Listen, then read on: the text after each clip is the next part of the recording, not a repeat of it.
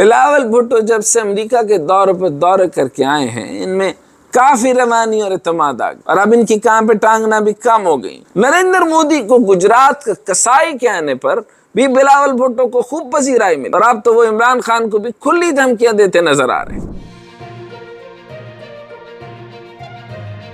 السلام علیکم، میں ہوں ڈاکٹر حسنین جاوید اور آپ دیکھ رہے ہیں میرا ڈیجیٹل چینل۔ بلاول بھٹو جب سے امریکہ کے دورے کر کے آئے ہیں، ان میں کافی روانی اور اعتماد آ گیا اور اب ان کی کام پہ ٹانگنا بھی کم ہو گئی، یعنی اردو بھی بہتر ہو گئی ہے، آپ تقریریں بھی بہتر کر رہے ہیں۔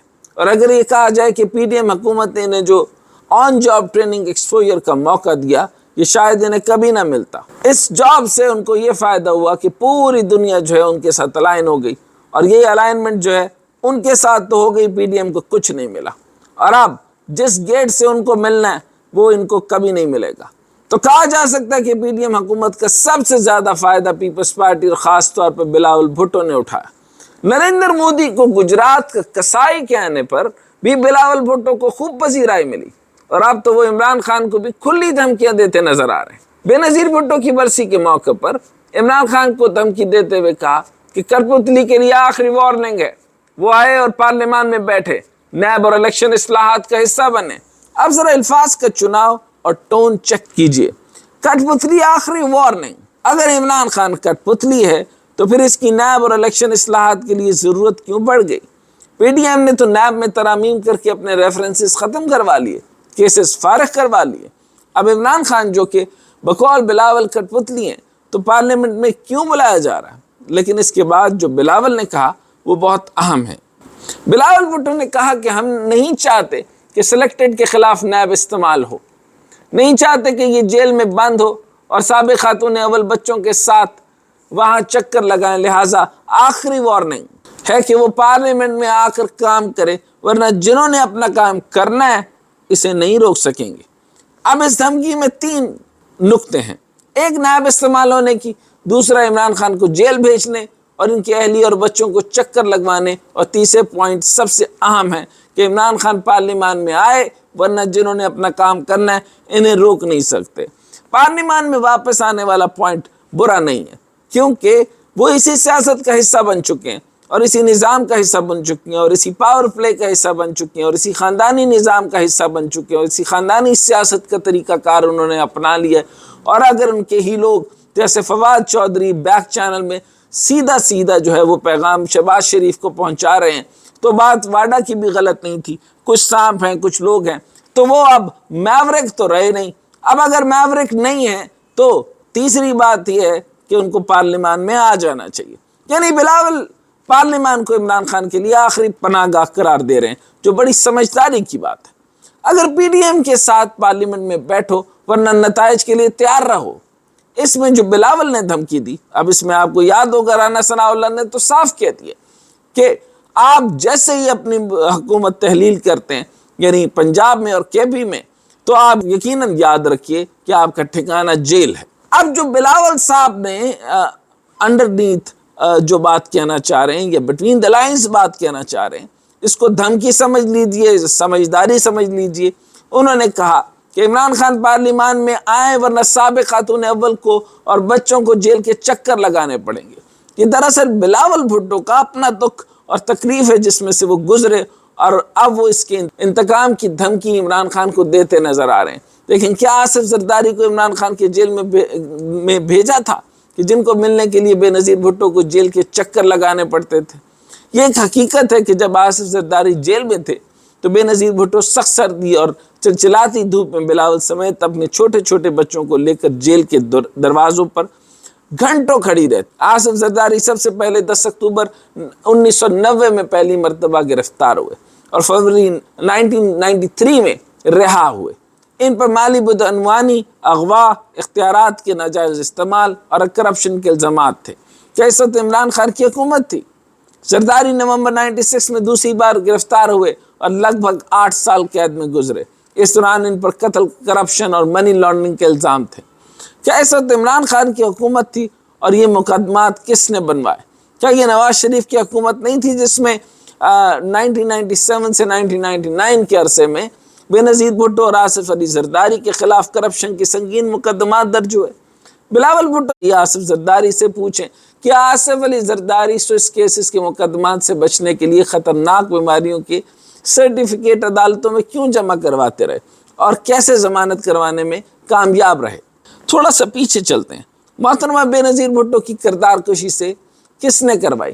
ظاہر سی بات ہے نواز شریف صاحب، وہ عمران خان تو نہیں تھا، محسن بن گئے۔ یہ سوالات ان کے اوپر ہیں، وہ کیسے محسن ہیں کہ انہوں نے ہیلی کاپٹر سے تصویریں پھینکوائی، کردار کشی کی، ان کی والدہ کو بھی نہیں چھوڑا، ان کے خاندان کو نہیں چھوڑا، خان صاحب کے اوپر بھی بڑے بڑے معاملات بنوائے، کردار کشی کا آغاز بھی انہوں نے کیا، شکلیں بھی ان لوگوں نے میچ کروائیں، ڈی این ایس کی بھی بات انہوں نے کی۔ بہرحال یہ معاملات ان کے تھے۔ بہرحال اب محسن تھے یا اب جو ہے وہ دوسرا طریقہ اپنایا جا رہا ہے۔ اب لوگ سوال اٹھاتے ہیں کہ ایک این آر او مشرف نے دیا، دوسرا این آر او کس سے لے کر سب مقدمات معاف کروائے جا رہے ہیں۔ بلاول بھٹو جس جمہوریت کو انتقام قرار دے رہے ہیں، عمران خان کو جیل میں ڈالنے اور ان کی بیوی بچوں کو جیل کے چکر لگوانے سے ڈرا رہے ہیں، انہیں سوچنا چاہیے کہ ان کی جمہوریت کے انتقام کا نشانہ عمران خان کیوں بن رہا ہے۔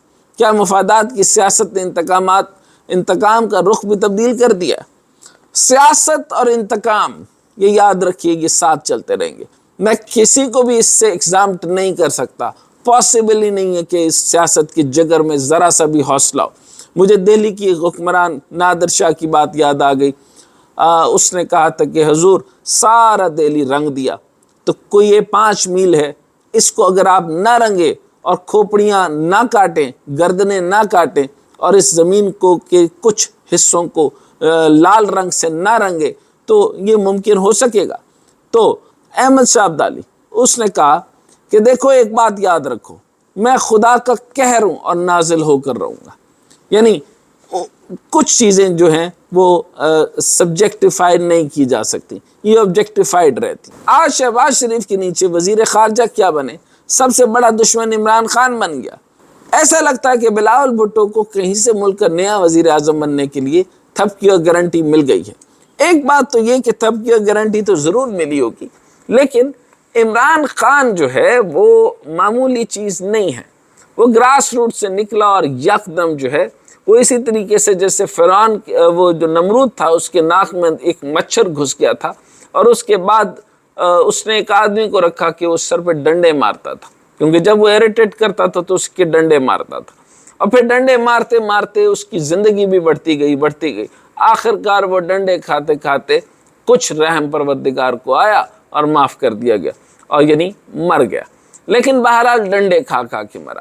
لیکن اب آپ یہ سمجھیں کہ آپ عمران خان کو جو مرضی کہیں کہ ان لوگوں نے، ان وڈیروں نے، ان لوگوں نے کبھی یہ سوچا نہیں تھا کہ ایک ایسا آدمی جس کا پارٹی سے کوئی تعلق نہیں، اتنی بڑی قوت اور عوامی قوت کے ساتھ جو ہے وہ ان کو یاد دلا دے گا کہ حکمرانی صرف اللہ کی، اللہ وحدہ لا شریک، اور اللہ ہی ہے جو سبحان اللہ ہے، اور اسی کی سلطنت ہے، اور وہ جس کو چاہے حکومت دے اور جس سے چاہے حکومت چھین لے، اور آپ اس دنیا کے گارنٹور نہیں ہیں، اور آپ اس حکومت پہ حکمرانی نہیں کر سکتے۔ آپ یہ دیکھ سکتے ہیں کہ جتنے بھی آپ کے جو وزراء ہیں اور جیسے ہی وزیر بنتے ہیں ان کی گردنوں کے اندر سریے ہو جاتے ہیں۔ میں یہ دیکھتا ہوں کہ کب وہ کون سا مچھر ہے جو ان سب لوگوں کے بھی ناک میں آئے گا۔ یہ ناک کا مچھر تو بنا اور اس نے بڑی تکلیف دی، اب سب کو خان صاحب کی تکلیف ہے۔ یہ سب لوگ خان کے علاوہ کوئی اگلی بات ہی نہیں کرتے۔ یہ اللہ پروردگار کا نظام ہے۔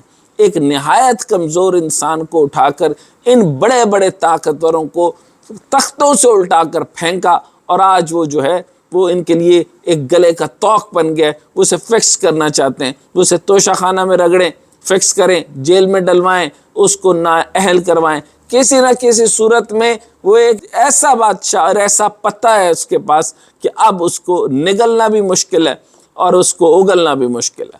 تبھی تو بلاول بھٹو اتنا اچھل رہے ہیں۔ اور اگر بلاول سمجھتے ہیں کہ جیسے شہباز شریف وزیر اعظم بن گئے انہیں بھی اگلا وزیر اعظم بنا دیا جائے گا، اتنا آسان نہیں ہے۔ عمران خان کی موجودگی میں اگر عمران خان نااہل نہیں ہوتے اور اگر عمران خان کو جیل بھیجتے ہیں تب بھی عوام جو ہے وہ اس طرح کا رسپانس نہیں دے گی تو وہ ڈیفیوز کرنے کا کوئی طریقہ اپنا نہیں رہے، بلکہ وہ خان صاحب کو کہیں نہ کہیں پاس سے لگانے کی کوشش کر رہے ہیں جو کہ وہ نہیں لگنے والے۔ بہرحال اب ان کے اگلے وزیر اعظم بنا دیا جائے، کوئی بات نہیں، بنا دیا جائے، بہتر ہے۔ تو یہ سودے بازی شاید چل نہ سکے، کیونکہ مسلم لیگ کا اگلا وزیر اعظم مریم نواز کو بنانے کی فکر میں۔ نواز شریف کے دل میں بھی وزیر اعظم بننے کی خواہش ختم نہیں ہوئی، وہ بیٹھے موقع کا انتظار کر رہے ہیں کہ کب ان کے تمام کیسز اور نااہلی ختم ہو اور واپس آ کر الیکشن لڑیں اور پھر سے وزیر اعظم پاکستان بنے۔ وہ حادثاتی طور پر وزیر خارجہ تو بن گئے، مگر وزیر اعظم بننے کے لیے انہیں بہت سے چیلنجز درپیش ہیں، اور اگر وہ یہ سمجھتے ہیں کہ جس طرح ذوالفقار علی بھٹو پہلے وزیر خارجہ بنے پھر وزیر اعظم، ایک تو ان کے پاس بھٹو جیسا نعرہ نہیں اور نہ ہی ان کے پاس بھٹو جیسی مقبولیت ہے، اس وقت مقبول ترین لیڈر عمران خان ہے۔ یہاں گراؤنڈ ریالٹی میں بالکل آپ کے سامنے ہے، یہ بات درست ہے، اور آپ دیکھتے ہیں کہ گراؤنڈ ریالٹی کے اوپر کام نہیں، لیکن انٹرنیشنل فرنٹ کے اوپر بھٹو نے یہ ثابت کیا ہے۔ میں بالکل نیگیٹو بات نہیں کر سکتا، میں نیوٹرل پارٹیسپینٹ کے طور پر اور نیوٹرل آبزرور کے طور پر could be the participant observer جو مجھے وہاں سے اطلاعات آ رہی ہیں۔ He manages himself